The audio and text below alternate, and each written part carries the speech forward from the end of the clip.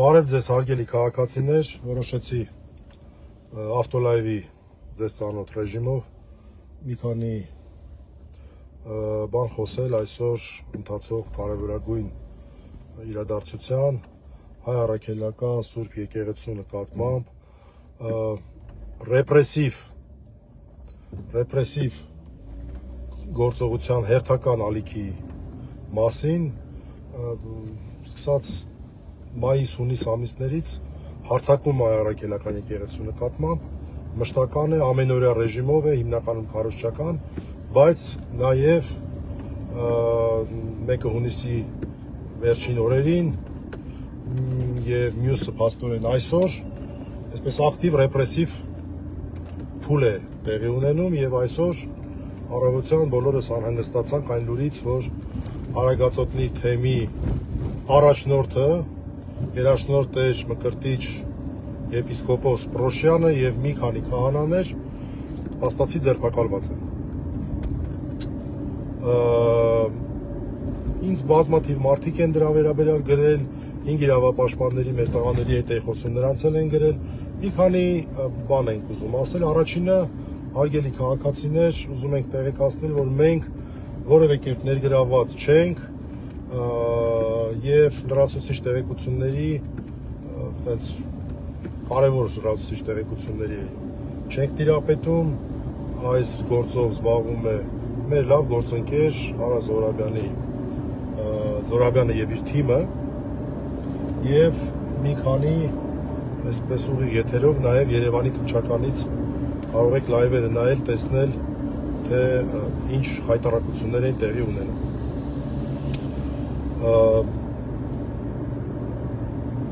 Երկրորդը ես ուզում եմ մի քանի մտքեր հայտնել նրա վերաբերյալ, թե ինչ է կատարվում եւ առհասարակ փորձել որոշ իրավական այսպես նկատառումներ հայտնել։ Առաջին զուտ լուրի առումով քիչ առաջ նկատեցինք, որ Ազատություն ռադիոկայանը ոնց որ թե տվեց լուրը, որ Մկրտիչ Սրբազանին տանում են կալանքի,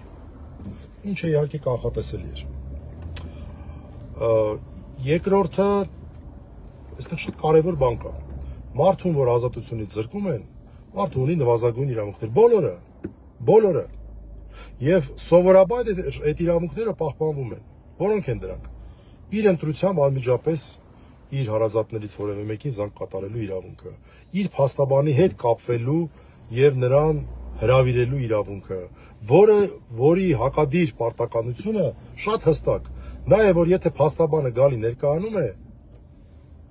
հատկապես զանգից հետո կամ որևէ փաստաթղթով հարազատներից, դու պարտավոր ես անմիջապես, լավ ասենք դու 5 րոպե տևի, 10 րոպե տևի, անմիջապես թողնես այդ մարդուն մտնի իրավաբանական օգնություն տալու, ցուցաբերելու։ Այս երկու իրավունքները ֆունդամենտալ իրավունքներ են։ Փաստաբանի իրավունք եւ տեղեկացնելու իրավունք, թե որտեղ է գտնվում։ Ժամեր շարունակ այս իրավունքները խայտառակ ձևով խախտվել են եւ դա ծանր հանցագործություն է։ Դա ծանր հանցագործություն է։ Ես կողմնակից չեմ այն մոտեցմանը, որ նման բոլոր դեպքերով պետք է հանցագործության մասին հաղորդում ներկայացնել անկեղծ ասած, թե հակառակ մոտեցումներ եմ հարգում, բայց այստեղ խնդիրը դա չէ։ Խնդիրը դա է, որ ինչքան էլ անցնի, անգամ ես նաև համոզված եմ, որ եթե նույնիսկ խոսքը վերաբերվի շատ երկար ժամանակի, միևնույն է իրավական միջոցներ կան այս հանցագործության համար այն պաշտոնատար անձանց պատասխանատվության կանչելու, որ իրենց թույլ են տվել մեր մայր եկեղեցու հոգևոր սպասավորների նկատմամբ այսպիսի բան անել։ Դրանով թքել են իրենց մկրտության վրա, թքել են իրենց այն մյուրոնի վրա, որով իրանք մկրտվել են, թքել են դրա վրա։ Այն մարդիկ, ովքեր որ ստորագրել են դրա տակ։ Իրենց պսակի վրա են թքել այդ մարդիկ։ Չգիտեմ ովքեր են, բայց հայ առաքելական եկեղեցու դավանորդ, եթե նրանց մեջ կա, ես չգիտեմ։ Նրանք թքել են իրենց պսակի վրա, թքել են իրենց մկրտության մեջ։ Իրենք իրենց ենթարկել են նզովքի։ Իրենք իրենց։ Այդ բոլոր մարդիկ թող իմանան, թող ես վստահ եմ ուղարկելու են որ լսեն, չգիտեմ ովքեր են եղել, թող իմանան իրենց արածը։ Իրանք ուղղակի կատարում են Փաշազադեի, ոչ թե Փաշինյանի, այլ Փաշազադեի հրահանգը, որը 2 օր առաջ հերթական անգամ հարձակվեց հայ առաքելական եկեղեցու վրա։ Հիմա ըստ էության, այն Տերարամ կոչված կա։ Կարգի մեջ է դրա համար հնարավորինս զսպվածությունը պահում է։ Հնարավորինս։ Չնայած դա դժվար է։ Դեռևս կարգալույս չի եղել, ինչը չգիտեմ, ես չեմ կարող հասկանալ դա։ Ասում եմ ես դրա հետ կապ չունեմ։ Այդ գիտեք որ նա ոնց որ Հուդան ասի, այ մարդ ես ինչ եմ արել, ես ընդամենը համբուրեն եմ ուսուցչին, ես ոչ մի վատ բան չեմ արել։ Հուդան որ Հուդա էր հասկացավ իր արածը։ Իսկ սա ասում է ես կապ չունեմ։ Ուրեմն գնացել Պետրոսի մոտ, չգիտեմ ինչեր է խոսել, հետո ինչ որ մեկին ասել են որ հանցագործության մասին հաղորդում գրի, որը առիթ են օգտագործել եւ այս խայտարակությունն են արել։ Ինչքան հասկացա, չնայած պաշտոնապես դա չի ասվում, բայց որքան հասկացա, խոսքը վերաբերում է այն խայտարակ հոդվածին, այսպես ասած, ցույցերին մարդ ներգրավելու հոդվածին։ Հիմա այդ հոդվածի մասին էլ կարճ խոսենք։ Միջին ծանրության հոդվածի դեպ։ Այդ հոդվածով հիշում եք կոշիկի գործ կար, արցախցի տղա էր։ Նա էր կալանավորված, Ավետիք Չալաբյանն էր առաջինը կալանավորված։ Ուրեմն սա խայտարակ հոդված է։ Խայտարակ հոդված է։ Խայտարակ հոդված է, որովհետև միակ հոդվածն է քրեական օրենսգրքի, որ եվրոպական կառույցները իրենց տարբեր փաստաթղթերով ուղիղ ասել են, որ հակաիրավական է դրա համար պատասխանատվություն սահմանելը։ Միակ ժամանակահատվածը, որտեղ որ քչից շատից գուցե եւ կարելի է, դա նախընտրական շրջանն է, ուղիղ են ասում։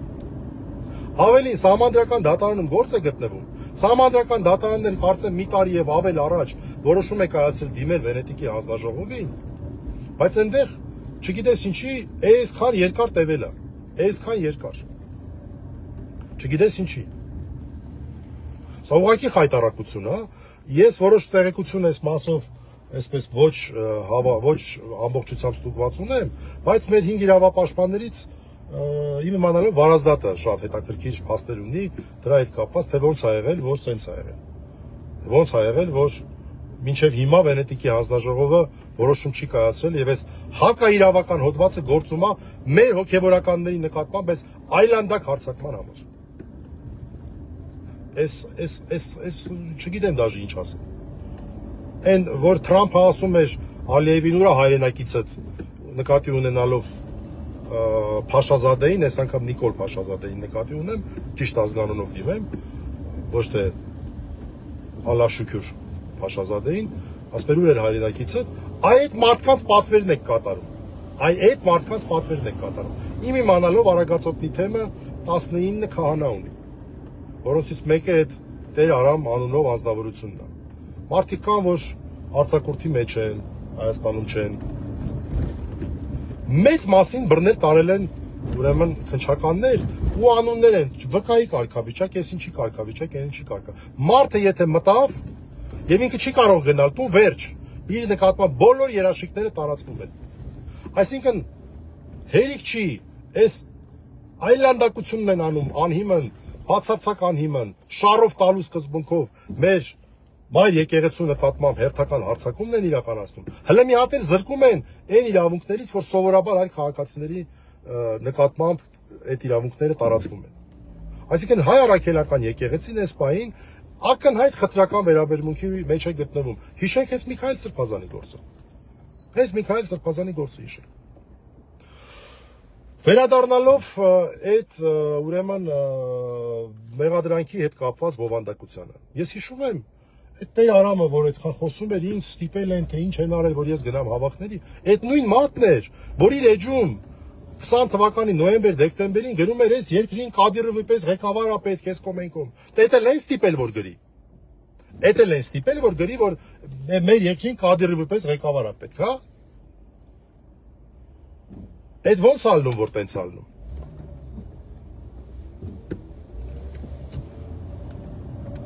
Եվ երկրորդը, էլի, կարծեմ Գևորգ Դանելյանն էր գրել դրա մասին։ Հոգևորականները միշտ են մասնակցել բոլոր ժամանակներում հավաքներին եւ հիմնական խնդիրը նա է հոգևորականների եղել, որ բախումներ չլինեն։ Որ բախումներ չլինեն, անհրաժեշտության դեպքում ինչ որ քայլեր ձեռնարկեն։ Հիմա այս իրավունքից զուրկ հոդվածով այն էլ կալանքի են տանում թեմական առաջնորդի, պատկերացնում եք։ Թեմական առաջնորդի հերթական կալանքի են տանում։ Արդեն մի թեմական առաջնորդ ունենք, խայտարակ ձևով բանտում գտնվող, խայտարակ մեղադրանքով, խայտարակ հիշում եք էլի ոնց եղավ։ Միքայել Սրբազանի մասին խոսքը հիմա էլ Արագածոտնի թեմի առաջնորդին։ Ես ճիշտ ասած Մկրտիչ Սրբազանի հետ համեստ, պարկեշտ,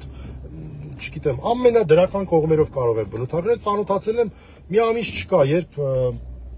իրենց ուրեմն թեմի եկեղեցիներից մեկի վերահուծումն էին անում։ Իդեպ որքան հասկացա սեպտեմբեր ամսին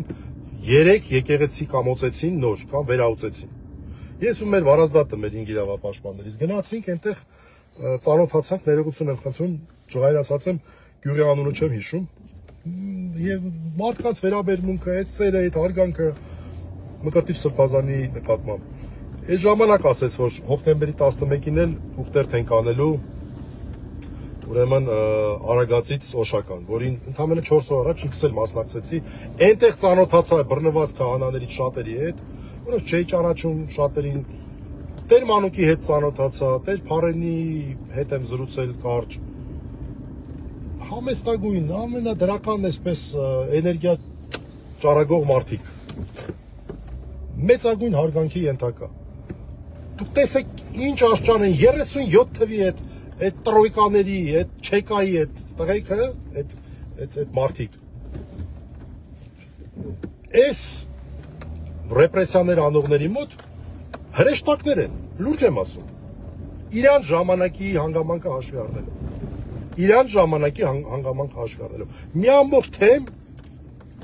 Մի ամբողջ թեմ կազմալուծել են 19 քահանայից, ոնց հասկացա 8-9 փաստացի ձերբակալված ա եղել։ Որքան ես հասկացա։ Շշմելու բան։ Չգիտեմ, ես անկեղծ ասած ավել բան չունեմ ասելու։ Ես տեսնում եմ, որ մարդիկ մայր եկեղեցին ամեն կերպ փորձում են պաշտպանել, բայց չգիտեմ։ Այսպես հայտարարություններ անելով, լայվեր մտնելով, խոսելով, ես չգիտեմ ինչ ա լինելու։ Իրոք չգիտեմ։ Նորից ասեմ, մենք մի գրեք խնդրում ենք մեզ, մենք լրացուցիչ տեղեկությունների չենք տիրապետում, մեր ընկերները Մարինե Ֆարմանյանը, Ֆանյանը, նաև իհարկե Արա Զորայբյանի այսպես գլխավորությամբ այդ թիմն է զբաղվում, առավոտից մարդիկ զբաղվում են, բայց խայտարակություն ուղղակի։ Ժամերով չեն թողել բարձրանալ այդ մարդկանց մոտ։ Դա հանցագործություն է։ Տարիներ էլ անցնեն այդ հանցագործությունը թույլ տվածները պատասխանատվության են կաչվելու։ Ու իրական հանցագործություն է, այլ ոչ թե այն խայտարակությունը, որը կպցնում են այս մարդկանց։ Տեր Արամը իբր թե ինքը բան չի արել, ինքը գնացել է Պետրոսի մոտ, խոսել է Յոհաննիսյանը թուղթը գրել ուղարկել է ու սենց։ Սա օկուպացիոն ռեժիմին բնորոշ վարքագիծ է։ Հայաստանի Հանրապետությունից հայկական որևէ բան չի մնացել, ժողովուրդ։ Սա է պետք գիտակցել։ Հայկական որևէ բան չի մնացել։ Այսքանը հաջողություն։ Հա, մինչև հաջողություն անելը, քանի որ այսօր են տանելու, չգիտեմ, ես համենայն դեպս հայտարարություն լինի չլինի, գնալու եմ դատարանի մոտ, ես անձնական մեծ համակրանք ու հարգանք ունեմ Մկրտիչ Սրբազանի նկատմամբ, ես գնալու եմ, չգիտեմ, նման հայտարարություն լինելու է թե չէ, անիմաստել է մեծ հաշվով, որտեղ փակ է նիստը լինում, բայց ուզում եմ իմ մեծագույն անձնական այսպես սիմպաթիան հայտնել Մկրտիչ Սրբազանի նկատմամբ։ Շատ դրական վերաբերմունք կա առաջացրել մեր ընդամենը 1-2 կարճ մի քանի 1-2 րոպեանոց շփումների արդյունքում։ Բայց լինելու է հավանաբար շուտով մի քանի ժամից, հավանաբար այս գիշեր, թե որ դատարանում չգիտեմ։ Այսքանը հետևենք փաստաբանների էջերին, կարծում եմ նրանք կտեղեկացնեն, թե ժամը քանիսին եւ որ դատարանում, հիշեցնեմ, որ մեր լավ գործընկեր Արա Զորաբյանի թիմն է զբաղվում Արագածոտնի մարզի կազմալուծման հետ կապված, կազմալուծման հանգեցնող այս խայտարակ իրավունքի հետ կապ չունեցող հոդվածով խայտարակ քրեական հետապնդման հետ, որը վաղուց պետք է հակաիրավական ճանաչված լիներ, եթե ժամանակին ուղարկված լիներ։ Իսկ թե ոնց ա եղել, ինչ ա եղել, նորից ասեմ, այստեղ շատ լուրջ հարցեր կան։ Հենց Սահմանադրական դատարանի հետ կապված նաև, որը ամբողջությամբ գիտենք, թե ում վերահսկողության ներքո է։ Ու ես հիմա արդեն հասկանում եմ, թե ինչի են այդպես վարվել։ Այսքանը հաջողություն։